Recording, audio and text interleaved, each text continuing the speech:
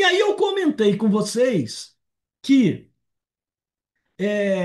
decisão de compra de equipamento, decisão de abertura de uma clínica, né? A gente precisa fazer o que a gente chama de um business plan, a gente precisa fazer uma análise de viabilidade para a gente ver se vale a pena ou não vale a pena. Lembra que eu falei para vocês que eu ia chamar um convidado para mostrar um caso real de abertura de uma unidade de coleta de sangue para a Unimed Juiz de Fora? Vocês lembram que eu falei isso?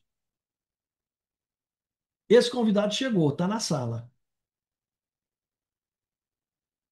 Aí, ó. Gente, quero apresentar para vocês o Rafael.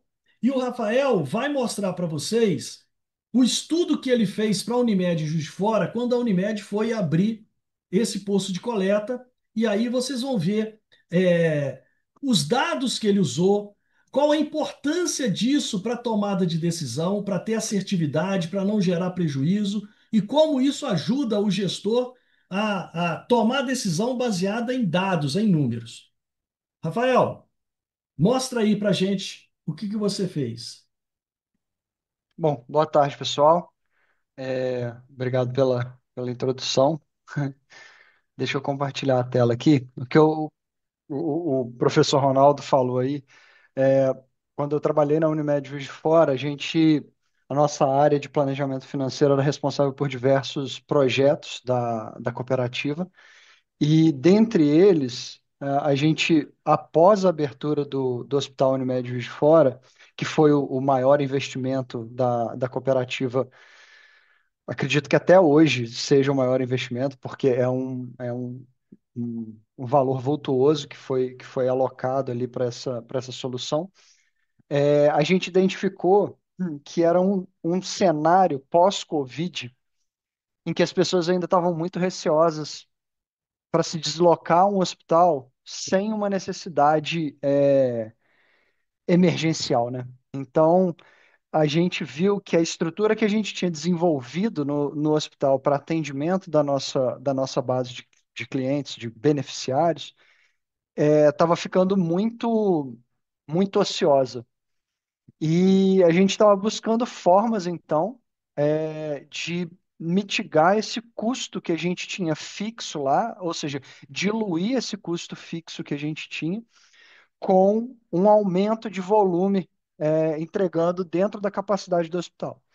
Uma das soluções que foram colocadas na mesa para a gente desenvolver esse cenário é o posto de coleta, aonde a gente já tinha a estrutura de usinagem desses exames pronta no hospital.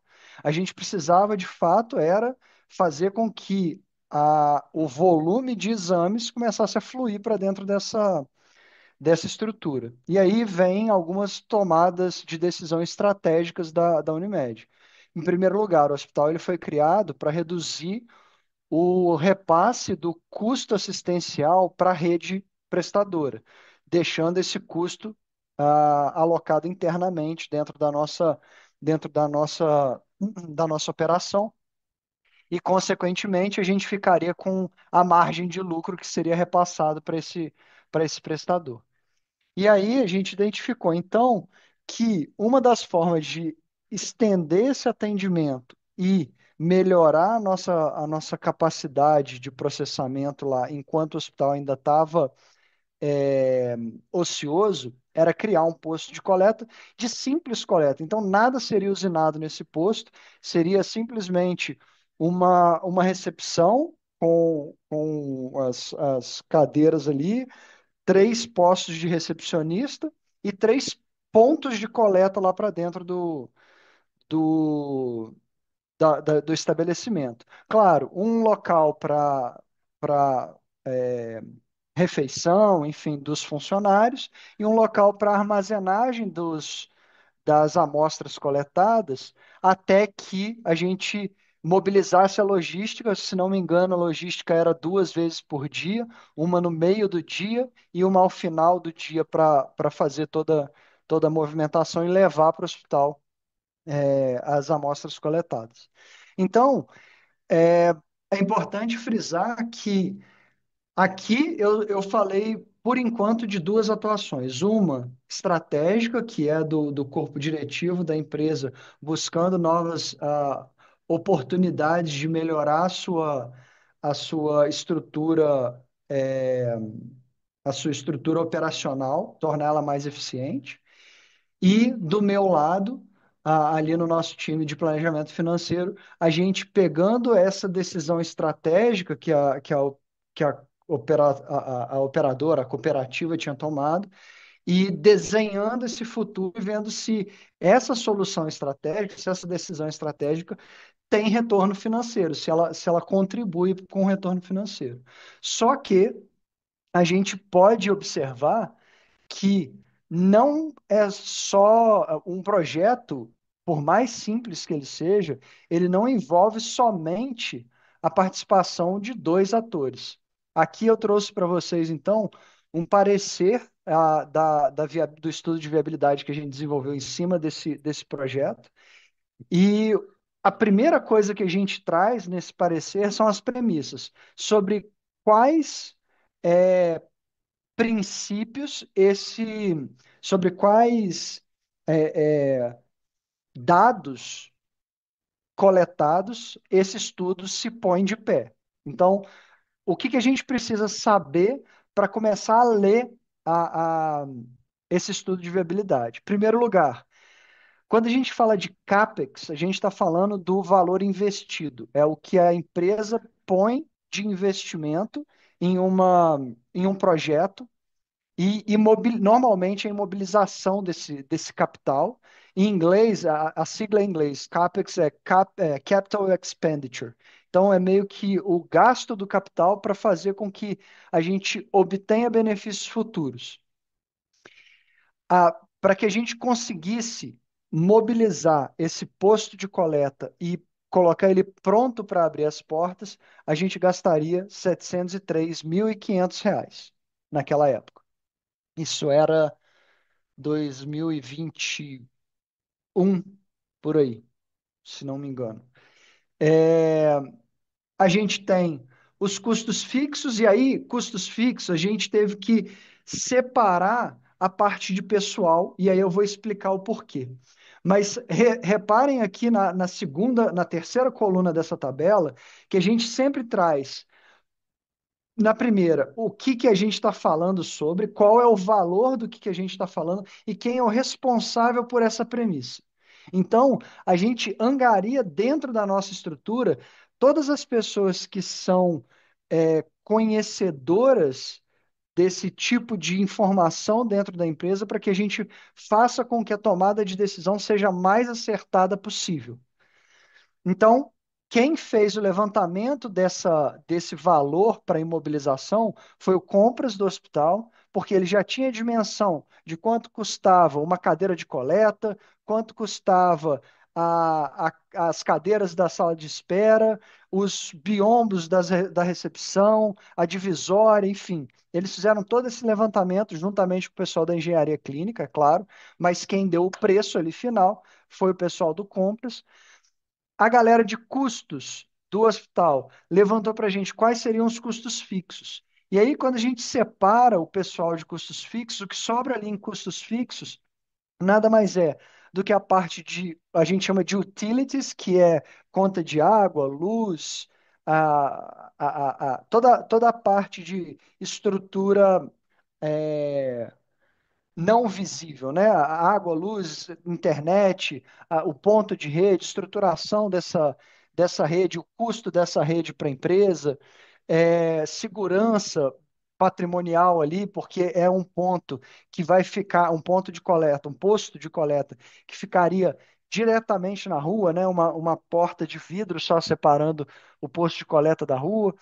Então, tudo isso que não varia com o volume da quantidade de coletas, a gente alocou dentro de custos fixos.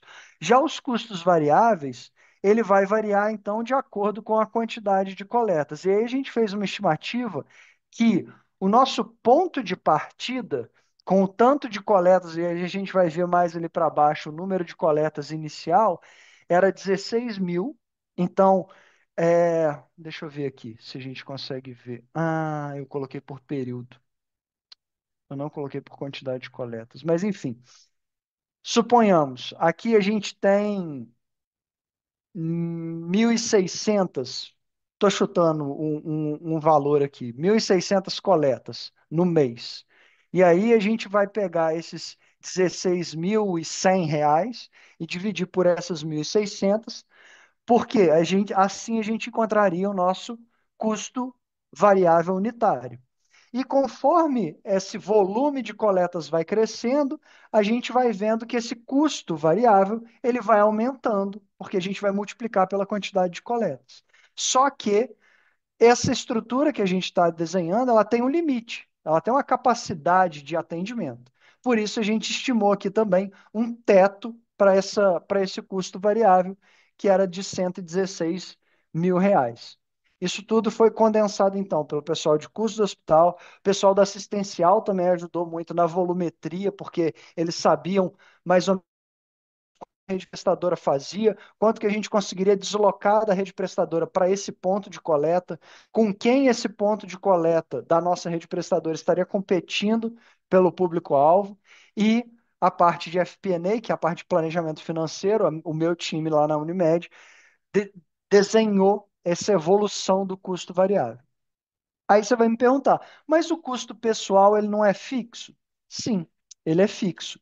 Ele tende a não variar com o número de coletas. Contudo, como a gente está fazendo o lançamento de um projeto, a gente precisa de a gente chama de ramp-up, é uma rampa de evolução até o ponto de estabilização dessas coletas, da maturação do projeto. E aí a gente não precisa de abrir o posto de coleta, uma vez que ele não vai ter o nível de atendimento necessário atendido, o nível máximo de atendimento atingido. Eu não preciso de começar com todas as enfermeiras disponíveis, com todos os pontos de coletas funcionando. Então, a gente fez de forma escalonada a parte de contratação de pessoal.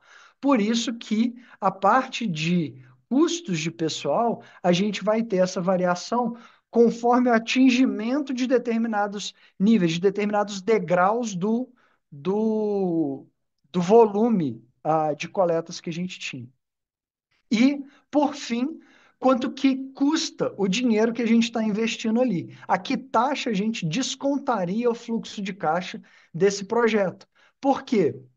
A gente, naquela época, e se você olhar esse custo médio ponderado de capital, é um custo muito baixo para hoje e para aquela época. Mas o incentivo, o, o promotor desse custo de capital tão barato era justamente porque a gente tinha recém-aberto o hospital, ainda tinha um montante que a Unimed tinha contratado para reforçar a caixa como capital de giro para a empresa, e era desse contrato do financiamento do hospital, que tinha uma taxa subsidiada via BNDES. Então, por isso, a gente tem um custo médio ponderado de capital tão baixo para o orçamento, né, para a projeção desse estudo de viabilidade. Bom, a gente, após fazer todo esse levantamento, mobilizar as equipes multidisciplinares dentro da Unimed, estabelecemos, é claro que isso envolve muito Excel para a gente condensar todas essas informações, fazer não só a projeção dos custos variáveis, mas também esse escalonamento da evolução de demanda junto com o custo de pessoal, fazer toda essa mescla e trazer para a nossa diretoria um resumo executivo que ajude eles a tomar a decisão. Um ponto crucial desse estudo é o seguinte: a gente está olhando a prestação de serviço em saúde pela ótica da operadora e não pela ótica do prestador. Então, para a operadora, isso daqui não significa receita. A receita da operadora, ela é paga através do plano de saúde. Você foi lá, contratou o plano de saúde, você paga mensalmente, no máximo você vai pagar ali uma coparticipação caso o seu plano tenha. E aí você vai me perguntar, pô, mas como é que você orçou a receita então desse projeto? A receita desse projeto, quando a gente se põe pela ótica da operadora, é o custo evitado na rede prestadora. Ou seja, tudo aquilo que eu mandaria para a rede prestadora, que a rede prestadora ia faturar contra a operadora, vai virar minha receita. Então, aquele custo que eu estou evitando, ele vai ser a minha receita. Por quê? Quando eu evito esse custo e desconto desse custo evitado, o custo que eu tenho para fazer, eu sobro com a margem. E é essa margem que vai fazer o projeto se pagar ao longo do tempo. Bom, aqui a gente deixa claro, então, na evolução desse gráfico, em relação a períodos, aqui a gente estendeu por 13 períodos desde a abertura do posto, a imobilização sendo lá no período zero, né? E a gente tem, então, o custo do posto de coleta mais usinagem lá no hospital, que é essa linha laranja aqui, ó. A gente tem o custo evitado, que é a nossa linha verde, ou seja, nosso ponto de equilíbrio, ele se encontra aqui, ó, na casa de. Ah, eu trouxe sim a quantidade de coletas, eu tinha perdido esse dado aqui. Eu passei o olho rápido e não me dei conta. Mas na casa aqui, então, um pouquinho acima das 2.000 coletas, devia ser ali 2.200 coletas, 2.250 coletas. Isso aconteceria no nosso sexto mês de operação. E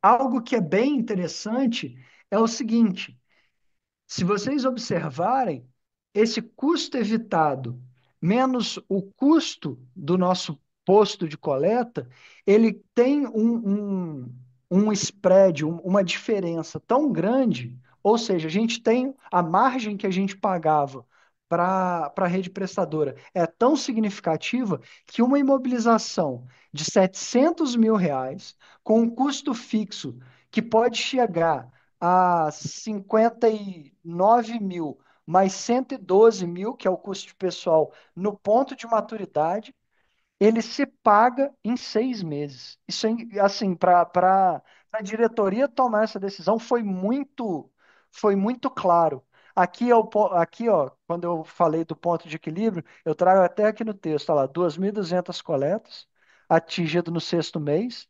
E aí, quando a gente traz o resultado desse fluxo de caixa trazido a valor presente, já pagando todos os custos e tudo mais. Então, a geração de caixa trazida a valor presente, comparando ela contra o investimento feito, no horizonte de 5 anos, equivaleria a 10 milhões, mais de 10 milhões de reais de benefício para a Unimed, ou seja, mais de 10 milhões de reais em caixa atualizado para a Unimed, só por evitar enviar esse tanto de coletas aqui que o, o, o o ponto de maturidade do projeto era aqui na casa de 5.000 coletas, entre 5 e 6. Então, a gente tem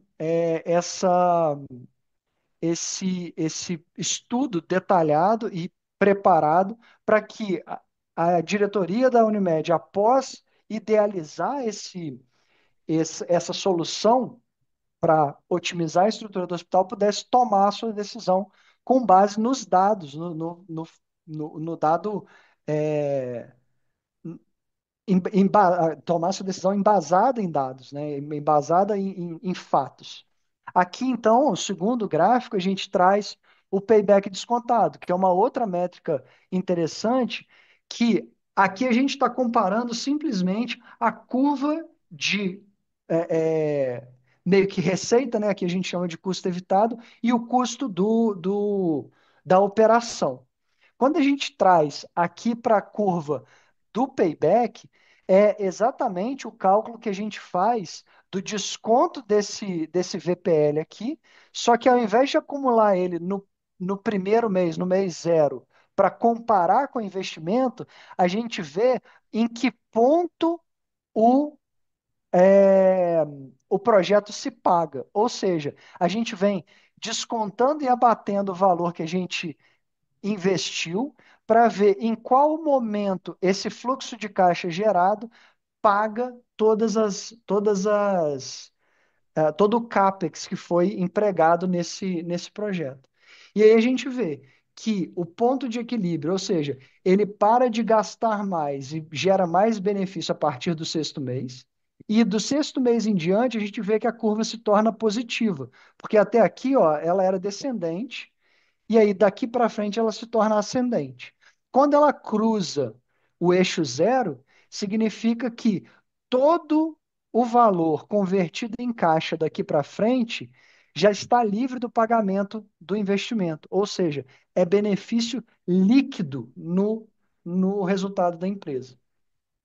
Sendo assim, depois de apresentar todo esse estudo, trazendo uma comparação da taxa interna de retorno de 11,4% contra um custo médio ponderado de capital de 9,7%, restou claro para a diretoria que esse era um bom projeto, passível de investimento, não só passível, mas muito atraente, né, para gerar uma maior um maior nível operacional no hospital e fazer com que a gente evitasse um gasto na nossa rede prestadora.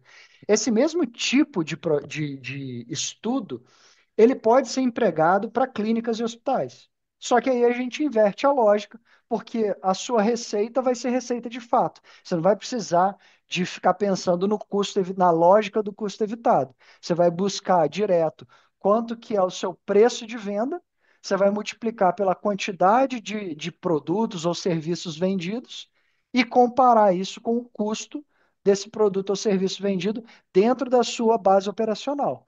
E aí, quando você tiver essa métrica, você vai comparar com o seu valor investido para ver em que ponto você gera o equilíbrio, né? Que você tem esse, esse atingimento da receita pelo custo, e em que ponto que esse spread, essa diferença entre receita e custo, vai pagar o seu investimento inicial. Ficou claro?